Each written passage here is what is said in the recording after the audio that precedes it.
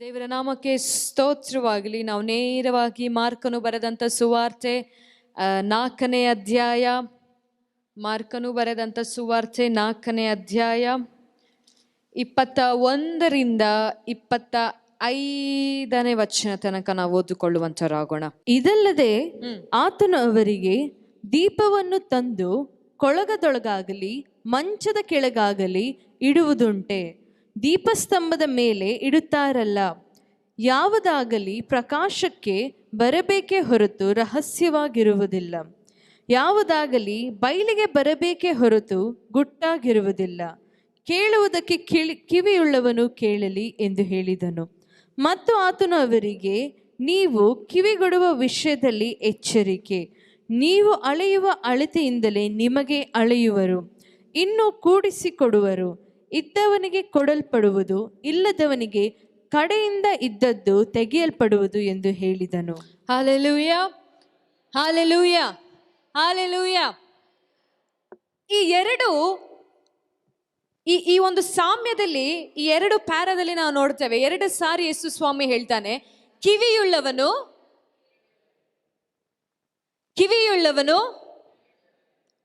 ಶಬ್ದವಾಗಿ ಹೇಳ್ರಿ, ಕಿವಿಯುಳ್ಳವನು ಹೇಳಿ. ನನಗೆ ಕಿವಿ ಇದೆ ಹೇಳ್ರಿ, ನನಗೆ ಕಿವಿ ಇದೆ, ನಾನು ಕೇಳ್ತಾ ಇದ್ದೇನೆ. ನನಗೆ ಕಿವಿ ಇದೆ, ನಾನು ಕೇಳ್ತಾ ಇದ್ದೇನೆ. ಹಾಲೆಲೂಯ. 21ನೇ ವಚನದಿಂದ ನಾವು ನೋಡ್ತಾ ಇದ್ದೇವೆ, ಯಾವುದಾದರೂ ಬೆಳಕು ಕೊಡುವಂಥದ್ದು ಯಾರಾದರೂ ಕೊಳಗದೊಳಗೆ ಇಡ್ತಾರಾ, ಇಲ್ಲ ಮಂಚದ ಕೆಳಗೆ ಇಡ್ತಾರಾ? ಅದನ್ನ ದೀಪಸ್ತಂಭದ ಮೇಲೆ ಇಟ್ಟ ನಂತರವೇ ಬಯಲಿಗೆ ಬರುವಂಥದ್ದು ಬಯಲಿಗೆ ಬರುತ್ತದೆ. ರಹಸ್ಯವಾಗಿರುವಂಥದ್ದು ಇನ್ನ ಮೇಲೆ ರಹಸ್ಯವಾಗಿರೋದಿಲ್ಲ, ಅದು ಗೋಚರವಾಗುವಂಥದ್ದಾಗಿದೆ. ಹಾಲೆಲೂಯ. ಅದು ಗೋಚರವಾಗಬೇಕಂದ್ರೆ, ರಹಸ್ಯಗಳು ನಮ್ಮ ಮಧ್ಯದಲ್ಲಿ ಬಟ್ಟ ಬಯಲಾಗಬೇಕಂದ್ರೆ ದೀಪವನ್ನ ಸರಿಯಾಗಿರುವಂಥ ಸ್ಥಳದಲ್ಲಿ ನಾವಿಡಬೇಕು. ಸ್ಥಳ ಮುಖ್ಯ.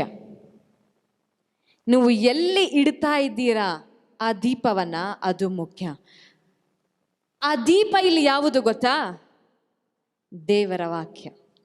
ದೇವರ ವಾಕ್ಯ ಸರಿಯಾದ ಸ್ಥಳದಲ್ಲಿ ನಾವು ಇಟ್ಟರೆ, ಅದಕ್ಕೆ ಅದನ್ನ ಇಡಬೇಕಾಗಿರುವಂತ ಜಾಗದಲ್ಲಿ ನಾವಿಟ್ರೆ, ಇನ್ನು ಮೇಲೆ ಯಾವುದೂ ಕೂಡ ನಮಗೆ ರಹಸ್ಯವಾಗಿರೋದಿಲ್ಲ.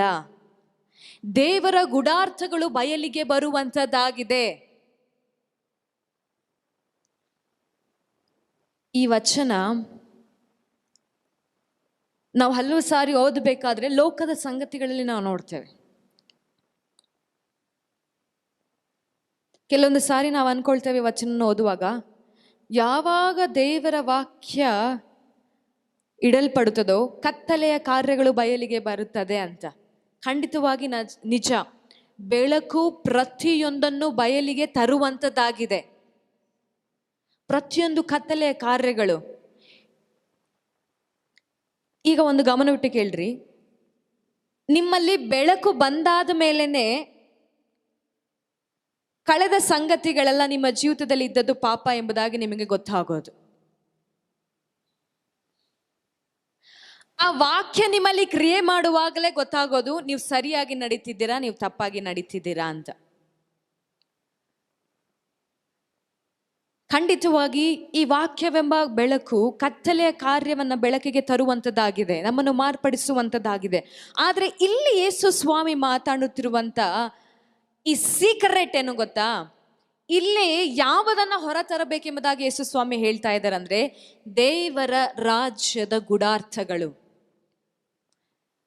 ದೇವರ ರಾಜ್ಯದ ಗುಡಾರ್ಥಗಳು ಹೊರಬರಬೇಕಂದ್ರೆ ದೇವರ ವಾಕ್ಯವಾಗಿರುವಂತ ಬೆಳಕನ್ನ ನಾವು ಈ ದೇಹವೆಂಬ ದೀಪಸ್ತಂಭದ ಮೇಲೆ ಇಡಬೇಕು, ಒಳಗೆ ಬಚ್ಚಿಡಬಾರದು. ಒಳಗೆ ಬಚ್ಚಿಡೋದಕ್ಕೆ ದೇವರ ವಾಕ್ಯವನ್ನ ನಮಗೆ ಕೊಟ್ಟಿಲ್ಲ. ಅದು ಯಾವಾಗ ಇಲ್ಲಿ ನಿಂತುಕೊಳ್ಳುತ್ತದೋ, ನಮ್ಮ ಜೀವಿತದ ಎಲ್ಲ ಸಂಗತಿಗಳ ಮೇಲೆ ಅದು ನಿಂತುಕೊಳ್ಳುತ್ತದೆ. ನಮ್ಮ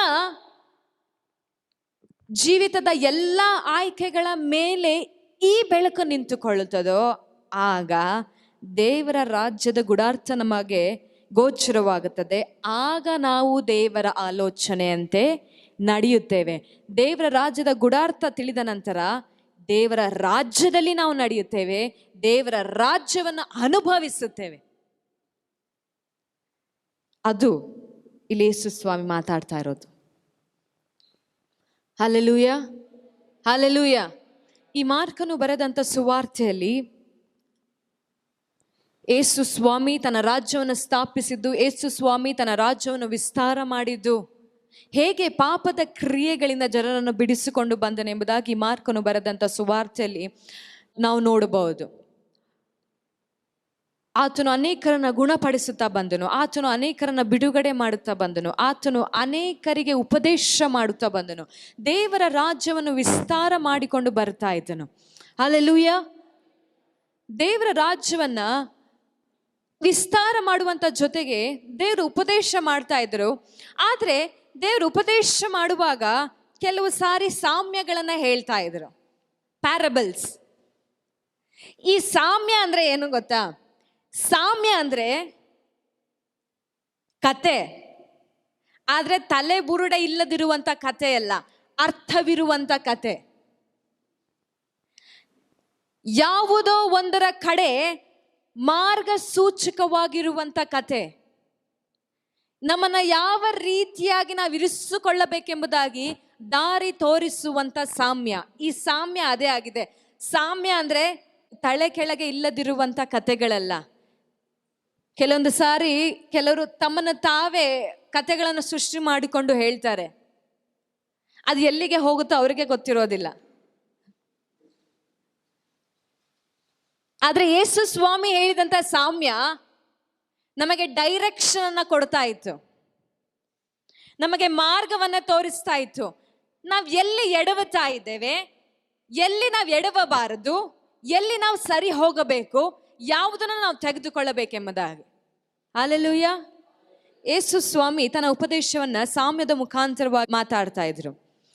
ಈ ಸಾಮ್ಯ 4ನೇ ಅಧ್ಯಾಯ 1ನೇ ವಚನದಿಂದಲೇ ಶುರುವಾಗುತ್ತೆ. ಆದ್ರೆ ಈ ಸಾಮ್ಯ ಯೇಸು ಸ್ವಾಮಿ ಹೇಳುವುದಕ್ಕಿಂತ ಮುಂಚಿತವಾಗಿ ಹೇಳ್ತಾನೆ. 4ನೇ ಅಧ್ಯಾಯದ 1ನೇ ವಚನವನ್ನ ನಾವು ನೋಡೋಣ. ಆತನು ತಿರುಗಿ ಸಮುದ್ರದ ದಡದಲ್ಲಿ ಉಪದೇಶ ಮಾಡುತ್ತಿದ್ದನು. ಬಹು ಜನರು ಆತನ ಬಳಿಗೆ ಕೂಡಿ ಬಂದದ್ದರಿಂದ ಆತನು ಸಮುದ್ರದಲ್ಲಿ ದೋಣಿ ಹತ್ತು ಕೂತುಕೊಂಡನು. ಆ ಜನರೆಲ್ಲರೂ ಸಮುದ್ರದ ಹತ್ತಿರ ನೆಲದ ಮೇಲೆ ಇದ್ದರು.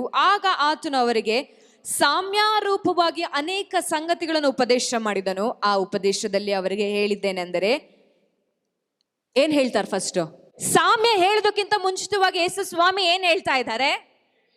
ಮೊದಲು ನಿಮ್ಮನ್ನ ನೀವು ಸಿದ್ಧ ಮಾಡಿಕೊಳ್ಳ್ರಿ.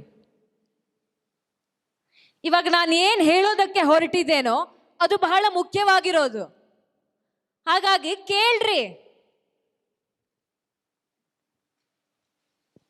ಯೇಸು ಸ್ವಾಮಿ ಎಲ್ಲೆಲ್ಲ ಸತ್ಯವೇದದಲ್ಲಿ ಕಿವಿಯುಳ್ಳವನು ಕೇಳಲಿ ಎಂಬುದಾಗಿ ಹೇಳಿದಾರೋ ನಾವು ಅದನ್ನ ಕೇಳಿದ್ರೆ ಒಳ್ಳೇದು ಅಂತ ನಾನು ನೆನೆಸುತ್ತೇನೆ.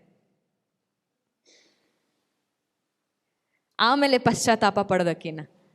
Hallelujah, hallelujah. ಈ ಕೇಳುವುದು, ದೇವರ ಶಬ್ದವನ್ನ ಕೇಳುವುದು ಸುಮ್ಮನೆ ಅಲ್ಲ. ದೇವರ ಶಬ್ದವನ್ನ ಯಾಕೆ ಕೇಳಬೇಕಂತೆ? ಅದರಂತೆ ನಾವು ನಡೆಯಬೇಕು ಅಂತ. ಈ ಕಿವಿಯಿಂದ ಕೇಳಿ ಈ ಕಿವಿಯಿಂದ ಬಿಡೋದಕ್ಕೆ ಅಲ್ಲ. ಈ ಸಂಗತಿ ಹೊಸ ಒಡಂಬಡಿಕೆಯಲ್ಲಿ ಬಂದಿದ್ದಲ್ಲ. ಏದೆನ್ ತೋಟದಲ್ಲಿ ಆದಾಮ್ ಅವ್ವಳನ್ನ ಇರಿಸಿದ ನಂತರ ದೇವರ ಆಜ್ಞೆಯನ್ನ ಕೇಳುವುದು, ಅದನ್ನ ಕೇಳಿ ಅದರಂತೆ ನಡೆಯುವುದು ಅವರ ಕೆಲಸವಾಗಿತ್ತು.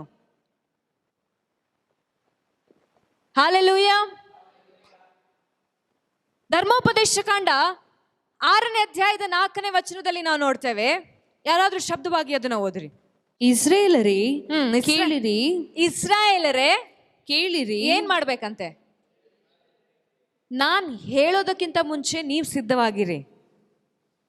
ನಿಮ್ಮ ಕಿವಿಗಳು ತೆರೆದಿಡಲ್ಪಡಲಿ. ಅದು ಹಾಗೆ ಇರಬೇಕು. ನಮ್ಮ ದೇವರಾದ ಯೆಹೋವನು ಒಬ್ಬನೇ ದೇವರು. ನೀವು ನಿಮ್ಮ ದೇವರಾದ ಯೆಹೋವನನ್ನು ಪೂರ್ಣ ಹೃದಯದಿಂದಲೂ ಪೂರ್ಣ ಪ್ರಾಣದಿಂದಲೂ ಪೂರ್ಣ ಶಕ್ತಿಯಿಂದಲೂ ಪ್ರೀತಿಸಬೇಕು. Okay, hallelujah, hallelujah. ಇಸ್ರಾಯೇಲರೇ ಕೇಳಿರಿ. ಯಾಕೆ ಕೇಳ್ಬೇಕಂದ್ರೆ ನಿಮ್ಮ ಪೂರ್ತಿ ಪ್ರಾಣ, ಆತ್ಮ, ಮನಸ್ಸು ಯಾರ ಮೇಲೆ ಇರಬೇಕು? ದೇವರ ಮೇಲೆ ಇರಬೇಕು. ಯಾಕೆ? ಆತನೇ ನಿಜವಾಗಿರುವಂತ ದೇವರು. ನಿಮ್ಮನ್ನು ಐಗುಪ್ತದಿಂದ ಬಿಡಿಸಿಕೊಂಡು ಬಂದಿದ್ದೆ ಯಾರು? ಆತನೇ ಅಲ್ವಾ? ಮೊದಲು ಆತನ ಮಾತನ್ನ ಕೇಳ್ರಿ. ಈ ಇಸ್ರಾಯೇಲರು ಇದನ್ನ ಮಾಡದೇ ಇದ್ದಿದ್ದಕ್ಕೆ 40 ವರ್ಷಗಳ ಕಾಲ ಅರಣ್ಯದಲ್ಲಿ ತಿರುಗಾಡಿದ್ರು. ಅವರ ಕಿವಿ ಕಿವುಡಾಗಿದ್ರಿಂದ, ಇತ್ತು ಕಿವಿ, ಇಲ್ಲ ಅಂತ ಇರಲಿಲ್ಲ. ಹಾಲೆಲೂಯ. ಅಷ್ಟು ಮಾತ್ರವಲ್ಲ, ಇವರ ಈ ಮೊಂಡತನದಿಂದಲೇ 400 ವರ್ಷಗಳ ತನಕ ದೇವರಿಂದ ಒಂದು ಸ್ವರವನ್ನು ಕೇಳಲಿಲ್ಲ ಯೇಸು ಸ್ವಾಮಿ ಬರೋ ತನಕ.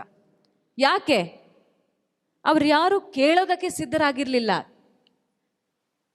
ಧರ್ಮಶಾಸ್ತ್ರ ಗೊತ್ತಿತ್ತು, ಆದ್ರೆ ಅದನ್ನ ಕೇಳಿ ಅನುಸರಿಸುವವರು ಯಾರು ಇರಲಿಲ್ಲ. ಯಾವಾಗ ದೇವರ ಸ್ವರ ಕಡಿಮೆಯಾಗುತ್ತದೋ, ಯಾವಾಗ ದೈವ ಸಂಕಲ್ಪಗಳು ನಮಗೆ ಗೋಚರವಾಗುವುದು ಕಡಿಮೆ ಆಗುತ್ತೋ, ಆವಾಗ ನಮ್ಮದೇ ಆಗಿರುವಂತ ರೂಲ್ಸ್ಗಳನ್ನ ಹೊರಗೆ ತೆಗೆದುಕೊಂಡು ಬರ್ತೇವೆ. ಅದೇ ಫರಿಸಾಯರು ಮಾಡಿದ್ದು ಯೇಸು ಸ್ವಾಮಿ ವಿಷಯದಲ್ಲಿ. ಸಬ್ಬತ್ ದಿನದಲ್ಲಿ ಬಿಡುಗಡೆ ಮಾಡಬಾರ್ದು, ಉಪವಾಸವಾಗಿರ್ಬೇಕು. ಗಮನಿಸಿದ್ರೆ ಅವರು ಒಂದೊಂದು ಸಂಗತಿಗಳಲ್ಲಿ ಯೇಸು ಸ್ವಾಮಿ ಇಟ್ಟಂತ ಪ್ರತಿ ಹೆಜ್ಜೆಗಳಲ್ಲಿ ಯೇಸು ಸ್ವಾಮಿ ವಿರುದ್ಧವಾಗಿ ಮಾತನಾಡ್ತಾ ಇದ್ರು. ಯಾಕೆ? 400 ವರ್ಷಗಳ ಕಾಲ ದೇವರ ಸ್ವರ ಅವರಿಗೆ ಬರಲಿಲ್ಲ. ಹಾಗಾಗಿ ಇವರ ಸ್ವರವನ್ನೇ ದೇವರ ಸ್ವರ ಅಂತ ಮಾರ್ಪಡಿಸಿಕೊಂಡ್ರು. ಇವರು ಹೇಳಿದ್ದೆ ಪರಿಶುದ್ಧತೆ. ಹಲ್ಲೆಲೂಯಾ. ಹಾಗಾಗಿ ಇದೇನು ಹೊಸ ವಿಷಯ ಅಲ್ಲ ಯೇಸು ಸ್ವಾಮಿ ಇಲ್ಲಿ ಕೇಳಿರಿ ಅಂತ ಹೇಳ್ತಾ ಇರೋದು. ಇವತ್ತು ನನಗೆ ನಿನಗೆ ಕೇಳ್ರಿ ಅಂತ ಹೇಳ್ತಾ ಇರೋದು. ಹಲ್ಲೆಲೂಯಾ. ಕಿವಿಯುಳ್ಳವನು ಕೇಳಲಿ ಎಂಬುದಾಗಿ ಯಾವಾಗೆಲ್ಲ ಯೇಸು ಸ್ವಾಮಿ ಹೇಳ್ತಾರೋ, ದಯಮಾಡಿ ನಿಮ್ಮ ಗಮನವನ್ನ ಆ ಅಧ್ಯಾಯದ ಮೇಲೆ, ಆ ವಚನದ ಮೇಲೆ 100 ಸಾರಿ ಹೋದ್ರೂ ತೊಂದರೆ ಇಲ್ಲ, ಕೇಳ್ರಿ ಯೇಸು ಸ್ವಾಮಿ ಏನ್ ಹೇಳೋದಕ್ಕೆ ಪ್ರಯತ್ನ ಪಡ್ತಾ ಇದಾರಂತ. ಹಲ್ಲೆಲೂಯಾ.